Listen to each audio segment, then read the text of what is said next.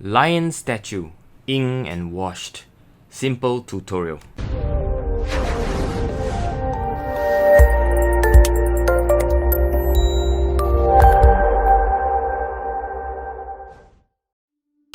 So as usual, I would draw with either a pencil or a pen. In this case, I've chosen to do a ink and wash, so it's actually a pen drawing, a fountain pen. I draw with in this case, it is a sailor bended nib sort of pen, fountain pen.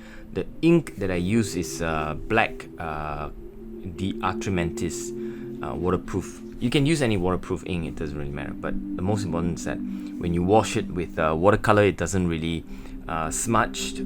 I do wait for the ink to dry before I start putting watercolor though, just in case it smudges the drawing. And as you can see, what I try to do is just to capture the lines. The lines is just as a guide, and really it's really, you know, it plays a role of being a guide to the watercolor, if you like. And I'm not really a precise you know, drawer or art, you know, I don't really sketch to the right angle, or I kind of attempt to capture the feel of the lion statue. Well, these sort of lion statue are littered all around Singapore, and you know, I take photograph of it whenever I can. I see one and I take photograph of it. And in this case, this is very near a place called Amoy Street in Singapore.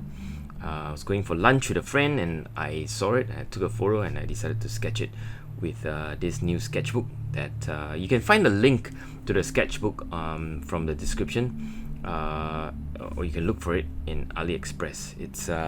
It's made by a Chinese company, Zhejiang Stationery, I think that's the name. Very funny watercolor sketchbook. It's called Ding Dong 2, as in DINGDONGTU. Anyway, I'm not sure you can find it with that spelling, but you know, while I'm at it, let me just tell you my process. French Ultramarine and permanent Alizarin crimson. Right here, I dilute the edges of one end, the other one being hard edged. And what this does is that you create a very soft and misty sort of texture, and it makes the lion statue pops.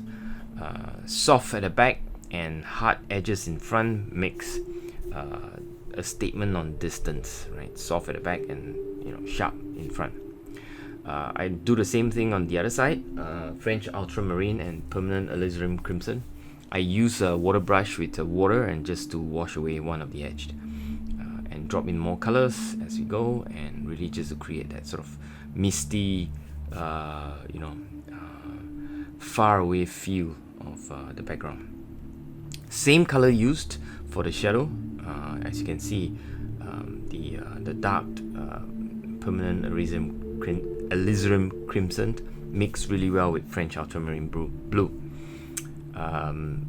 Heavily diluted version is then used to paint some of the base, again loading more darker color just to create a good contrast, right?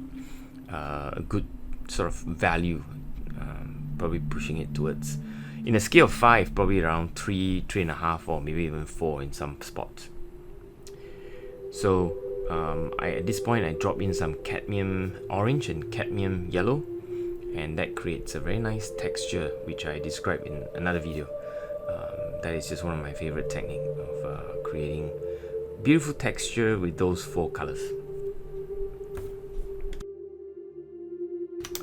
At this point, the way I'm thinking about it is thinking in value. If you look at the stone lion, there are various places where the shadow hits the stone lions, and that's what I'm trying to do. I'm trying to use the combination of French Ultramarine and Alizarin crimson to create dark, and I start from the dark, and then I work myself towards the mid-tone, and try to leave as much white as possible to depict where the light falls on the stone line. Very easy process. It's basically identifying values, not so much colors but more values. Of course, I try to be as accurate as I can with the colors, but that's secondary. And again, underneath the mouth, or inside the mouth, you can see I put in the dark. The surrounding the eyeballs, the same thing, probably in a value of 1 to 5, that's like a 3. So as I continue with the process, I continue to darken spots where I think it should deserve to be darker, and also to put in a bit more of a mid value as well on the body of the stone lion. I try to sort of create separation between planes. So if there's an object that needs to be in front, I try to use contrast in value to make it pop in front. Same with some of the decoration. So as you can see, I put some shadows using the lines of the brushed work, creating a bit of lines, a bit of shadow, a bit of feel of three-dimensional texturing. You can use a photograph as a guide basically, and the photograph will guide you as to where you would put those shadows and so on and so forth.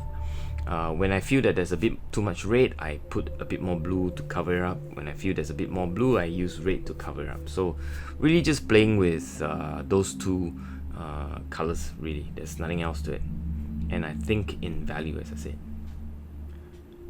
So again, now it's just to carve around the three-dimensional forehead of the stoned lion. And I use a very light blue, very light red, just to give it a sense of three-dimensionalness, if you like. If you can, create, sort of sculpt the form of the stone lion, do it however you think is fit actually. But the way I do it, I use line, I use values, I use soft edges, and I continue to create the three-dimensional feel for the leg and the forehead and so on and so forth. Of course, your lines will dictate how the form of the statue look, right? So lines very important. As you can see, the lines that I use on the side of the base really creates the feel of how it drop off from a horizon to side of the stoned line. As you can see, all I'm doing is just doing a continuation of what I've been talking about, really creating form, creating 3D sculpting with the edges, the values, and so on and so forth. Right, basically playing with value 4, 3, 2, and leaving white, which will of course be 1 in a scale of 1 to 5. Right, black being 5, or dark being 5, and then light being 1. Now I'm ready to paint the ribbon, and I use cadmium yellow, cadmium orange to put in very bright, the ribbon and the main accessories at the underneath the chin of the lion. And because I use cadmium and there's already some cadmium in the background, so it kind of blends really well, and it's not a color that sticks out because it's already a repeat of some sort. Casting some shadows, small shadows in the appropriate places will give it a bit more of a three-dimensional feel. Remember, it is shadow that gives you the ability to portray the form of the stone lion. So actually it is three-dimensional. 3D is formed from really the shadows, the lines, and the shapes that you put in. Shape as in soft and hard edges and so on and so forth. Really, there's nothing much more than that I can describe, and if you can actually just do that, the painting will sort of paint itself in some way. I don't really think too much at this point. I'm just looking at a photograph and I'm just trying to copy the value as best as I could, without having to be too funky or too extreme with the way I approached it, right? So I think I'm almost done.